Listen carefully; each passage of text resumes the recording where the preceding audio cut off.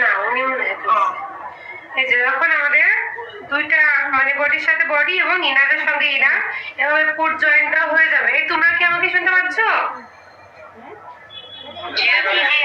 Foot joint দেওয়া হয়ে গেছে। এখন হচ্ছে আচ্ছা যে কোনো একটা পার্টের উপরে আর একটা পার্ট এভাবে এটা সোজা থাকবে,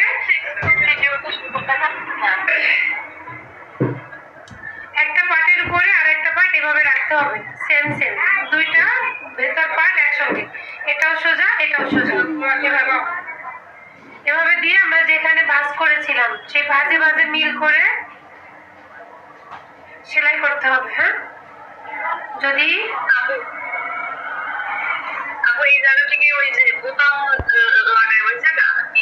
হ্যাঁ হ্যাঁ হ্যাঁ এখানে চেন হবে পরবর্তীতে। এখন দেখো আমরা যতটুকু ভাঁজ করে রেখেছিলাম এই ভাঁজে ভাঁজে মিল করে ধরে এই ভাঁজের উপর দিয়ে সেলাই করে আসবো। এটা হচ্ছে চেনের জন্য এই সিস্টেম, যতটুকু ভাঁজ দিব ভাঁজের উপর থেকে সেলাই করবো।